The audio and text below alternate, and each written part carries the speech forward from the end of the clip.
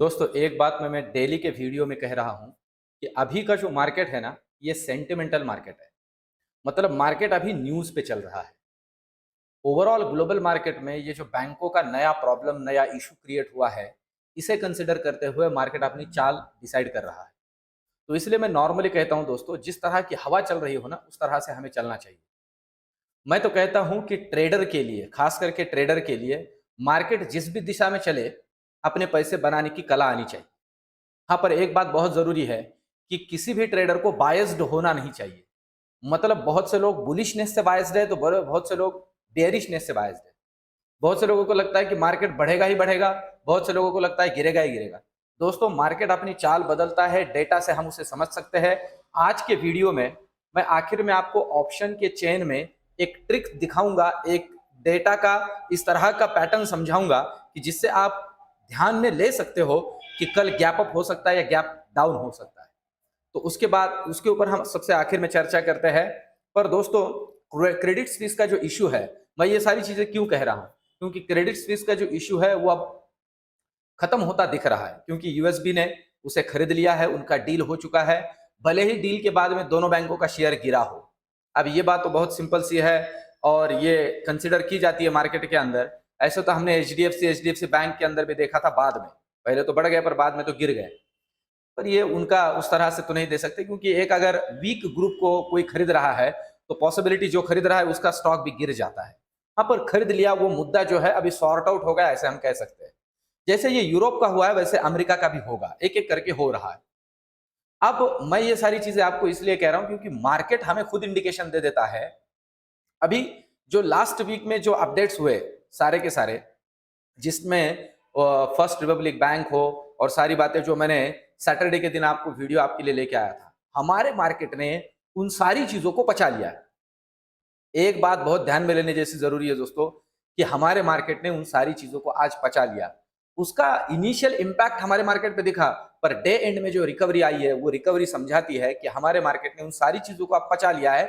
अब उससे कुछ बुरा हो जाता है, मैं फिर से कहूं दोस्तों, अगर कोई ऐसी न्यूज आ जाती है कि और कोई एक दो बैंक इसमें नंबर लग गए और उनकी भी हो गया जिधर उधर, तो फिर मार्केट और ज्यादा अलग से रिएक्ट करेगा। पर अभी के लिए तो मार्केट अब इस प्रॉब्लम पे या इस पॉइंट पे उतना react negative point of view से करेगा, ऐसे मुझे नहीं लग रहा है।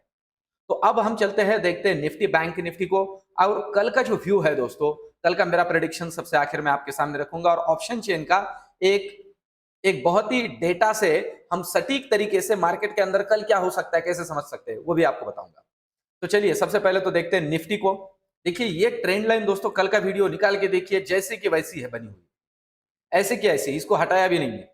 और आप देखिए, मैंने कहा था दोस्तों वीडियो में पर्टिकुलरली कि जब तक डिसाइसिवली नहीं तोड़ता है लास्ट लो को निफ्टी और बैंक निफ्टी, तब तक पुट के अंदर बड़ी पोजीशंस को इनिशिएट नहीं करना है। हाँ, पर जो मैंने वीडियो बनाया था परसों के दिन, खास करके आपके लिए अर्जेंसी में, उस वीडियो ने काम किया। जिन जिन लोगों ने मार्केट ओपन होते से ही निफ्टी और बैंक निफ्टी को बेयरिश किया या पुट खरीदा, उन लोगों को, या शॉर्ट किया, उन लोगों को अपना अपना पैसा मिला। और दोस्तों मैं नॉर्मली कहता हूं, अब एक बात और एक ध्यान में लेने जैसी है कि जो विक्स है ना दोस्तों, आज 10 से 11% बढ़ा और वो 16 पे आके बैठ गया है। अब 16 के विक्स का मतलब होता है मार्केट में बहुत वोलेटिलिटी रहेगी, बहुत वोलाटाइल मार्केट रहेगा। 15 के ऊपर ही मार्केट में वोलेटिलिटी हो जाती है। तो 16 का विक्स का मतलब होता है मार्केट में वोलेटिलिटी रहेगी। और जब विक्स इस तरह से बढ़ जाता है ना दोस्तों, तो आपके लिए एक सजेशन है, ये आगे चल के भी ध्यान में रखिए कि अगर आपको किसी एक साइड में पैसा बन गया ना दिन भर में, तो बस मार्केट को राम राम कीजिए, अपना अपना निकलते बनिए। क्योंकि इस तरह के वोलाटाइल मार्केट के अंदर बहुत बार ये होता है कि हम जो मॉर्निंग में कमाते हैं वो दिन खत्म होने तक तो पूरा गवा देते हैं। इसलिए विक्स अगर बढ़ रहा हो तो इसका मतलब है वोलेटिलिटी भी बढ़ रही है। इस बात को ध्यान में रख के चलिए। अब चलते हैं, देखते हैं कल के लिए हमारा क्या व्यू हो सकता है, यहां से आगे निफ्टी बैंक निफ्टी में क्या होगा। देखिए, अब निफ्टी की अगर हम बात करते हैं दोस्तों, तो सबसे पहला निफ्टी को हर्डल बनेगा ये, और ये हर्डल है 16,950। कल अगर 16,950 डिसाइसिवली टूटता है तो बेयरिश की पोजीशन मार्केट के अंदर इनिशिएट करनी है। यहां से 30 से 35 पॉइंट नीचे, मैं आपसे कहूं यहां से 50 पॉइंट नीचे। डिसाइसिवली टूटने का मतलब होता है 10-20 पॉइंट और टूटने दीजिए उसे, और तब आप बैठ सकते हो पुट के अंदर या बियरिश पोजीशन ले सकते हो, जिसका टारगेट आपका मिनिमम बन सकता है ये, और यह है 16,870। मतलब वहां से आगे आप कंसिडर कर सकते हो कि 50 से 70 पॉइंट का निफ्टी में फॉल शार्प मिलेगा।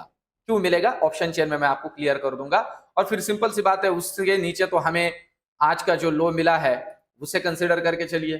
16,820 को अगर डिसाइसिवली तोड़ देता है तो बियरिश हो जाना है, अदरवाइज तब तक मार्केट के अंदर बहुत ज्यादा एग्रेसिवली बियरिश पोजीशंस नहीं लेनी है। अब ऊपर की बात करते हैं दोस्तों। अब यहां से आगे 17,000 तो हम कंसिडर कर सकते हैं कि उसके आसपास बंद हुआ है, 17,000 के आज दर्शन हो गए। अब यहां से आगे कंसिडर कर लीजिए कि कहां तक उसे टिकना जरूरी है या किस लेवल से आगे उसे निकलना जरूरी है। तो आपको बताऊं दोस्तों, ये लेवल है, इसके आगे निकलना बहुत जरूरी है।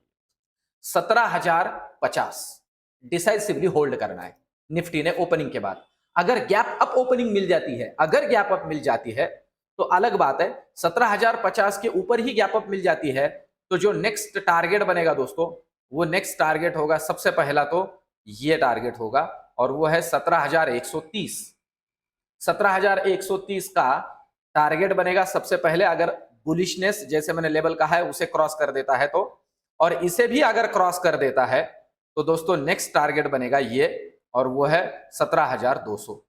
इसे कंसिडर करके चलिए। 17,200 पे एक हर्डल है, वहां पे रेजिस्टेंस है, तो वहां पे थोड़ा कॉशियसली काम कीजिए अगर आप बुलिश साइड में बैठे हो तो। और अगर ग्लोबल ठीक हो जाता है, कल डाउ फ्यूचर्स को फॉलो कीजिए साइमल्टेनियसली जब अपना मार्केट चल रहा हो। अब देखिए आज भी वैसे ही हुआ, मैंने उस दिन जैसे कहा आपको, आज मार्केट में डाउ फ्यूचर मॉर्निंग में पॉजिटिव था, अच्छा था, मतलब फिर उसके बाद में जो गिरता रहा मार्केट शुरू होने के बाद अपना गिरता रहा वो, और अच्छा खासा नीचे आया, और डे एंड में डाउ फ्यूचर शार्प रिकवर हुआ, और जैसे वो रिकवर हुआ उसके साथ साथ हमारा मार्केट भी रिकवर हुआ। तो डाउ फ्यूचर को साइमल्टेनियसली फॉलो करते हुए मार्केट के अंदर काम कीजिए। अब चलते हैं बैंक निफ्टी की तरफ। बैंक निफ्टी का भी देखिए ये ट्रेंड लाइन जैसे कि वैसे रखा है, बस वहां तक बैंक निफ्टी ने तो आज नया हाई बनाया भी नहीं, जो उस दिन लो बनाया भी नहीं, जो उस दिन का था उसी को होल्ड करते हुए फिर से ऊपर बाउंस बैक दे दिया। कंपैरेटिवली बैंक निफ्टी स्ट्रांग है, वैसे देखा जाए तो न्यूज बैंकिंग के पॉइंट ऑफ व्यू से ही निगेटिव है, पर फिर भी बैंक निफ्टी स्ट्रांग है। अब यहां से आगे सबसे पहला जो हर्डल बनेगा दोस्तों ये होगा 39,150। 39,150 को नीचे क्रॉस करता है तो हमें बेयरिश होना है, और उसके भी पहले ये होगा उसका पहले टारगेट, और वो है 39,250। सिंपल सी बात है, यहां से 100 पॉइंट नीचे अगर बैंक निफ्टी फिसलती है तो फिर बेयरिश का सोचना है, पुट की पोजीशंस के बारे में सोचना है। अदरवाइज ऊपर की अगर हम बात करें दोस्तों, तो सबसे पहला जो हर्डल है वो बनेगा ये, आपके जानकारी के लिए बता दूं, सबसे पहला हर्डल तो बनेगा अभी 39,600 39,361 पे है, तो सबसे पहला हर्डर बनेगा, आपके जानकारी के लिए बता दूं, 39,470। 39,470 को बहुत अच्छे से ध्यान में रख के चलिए। 39,470 को डिसाइसिवली ऊपर क्रॉस करता है, मतलब 40,530 को डिसाइसिवली ऊपर क्रॉस करता है तो नेक्स्ट टारगेट के लिए रेडी हो जाइए, और वो नेक्स्ट टारगेट दोस्तों आपको मिलेगा 39,730। वहां से 200 से 250 पॉइंट का एक sharp up move bank Nifty के अंदर मिलेगा। इस बात को अच्छे से क्लियर करके चलिए। यहां से आगे एक बाउंस बैक मिलता है फिर भी, तो 39,730, और जो सबसे बड़ा हर्डल रहेगा कल ऊपर के साइड में वो होगा ये 39,950। 39,950 के आसपास बहुत बड़ी बुलिश पोजीशंस ना बनाए, प्रोबेबिलिटी रेजिस्टेंस का काम करके थोड़ा मार्केट इधर उधर हो सकता है। अब चलते हैं ऑप्शन डेटा की तरफ, और जो मैंने आपको कहा था कि मैं आपको एक छोटी सी बात समझाऊंगा कि कल मार्केट में क्या हो सकता है, तो सिंपल सी बात है। अब ध्यान दीजिए, 17,000 के कॉल के अंदर राइटिंग हुई है, 1,19,000 कॉन्ट्रैक्ट खड़े हैं निफ्टी के अंदर। वही 17,000 के पुट के अंदर अगर आप देखते हो तो 64,000 कॉन्ट्रैक्ट्स ने आज अपने हाथ बदल दिए। इसका मतलब है इन्होंने पोजीशन को अनवाइंड कर दिया। अब इसका मतलब क्या होता है, थोड़ा ठीक से समझ लीजिए दोस्तों। देखिए मार्केट के अंदर कॉल राइटर वैसे के वैसे, अब देखिए 1,20,000 कॉन्ट्रैक्ट्स यहां खड़े हैं, और पुट राइटर आप कंसिडर कर सकते हो कि निकल गए, मार्केट से निकल गए। तो अब ध्यान दीजिए, जो लोग 17,000 को कंसिडर कर रहे थे, अब पुट राइटर मार्केट को बुलिश कंसिडर करते हैं और कॉल राइटर मार्केट को बियरिश कंसिडर करते हैं। पर ये लोग निकल गए, एक सिंपल सी बात है, प्रोबेबिलिटी है मार्केट कल हल्का सा गैप अप हो सकता है। डे एंड में अगर बात की जाए इस डेटा की तो प्रोबेबिलिटी है हल्का सा या अच्छा खासा गैप अप हो सकता है। अब ध्यान दीजिए इसमें होगा क्या, ये जो लोग यहां से निकल गए, वैसे देखा जाए तो कल एक दिन में थोड़ा प्रीमियम डीके भी हो सकता है, इस बात को समझ लीजिए। अब ये जो लोग यहां अगर देखा जाए ना दोस्तों, तो आप ठीक से देख लीजिए, यहां पे कॉल में ज्यादा कॉन्ट्रैक्ट नहीं जुड़े नहीं है, कॉल राइटर्स में कॉन्ट्रैक्ट जुड़े नहीं है, जो है वही बैठे हुए हैं, उनका प्रीमियम डीके उनको कल मिलेगा, वो पहले ही बैठे हुए हैं। आज उनको प्रीमियम डीके मिला जब मार्केट ऊपर गया, और कल भी उन्हें अभी प्रीमियम डीके, क्योंकि मार्केट आज ऊपर नीचे बहुत किया तो प्रीमियम डीके उनको मिला, कल का भी मिलेगा। अब ये तो रही बात। अब देखिए कल के लिए हर्डल 17,100 का होगा निफ्टी के अंदर। बैंक निफ्टी में मैं इसे और अच्छे से क्लियर कर पाऊंगा, बैंक निफ्टी में डेटा भी अच्छा बना है। तो देखिए यहाँ पे 17,100 का बहुत बड़ा हर्डल बनेगा। क्यों? क्योंकि 17,100 पे अच्छा खासा कॉल राइटिंग है। ये लोग, अब इसलिए मैं कह रहा हूं कि 17,100 को अगर डिसाइसिवली ऊपर क्रॉस कर देता है तो बहुत शार्प अप मूव निफ्टी के अंदर हम देख सकते हैं।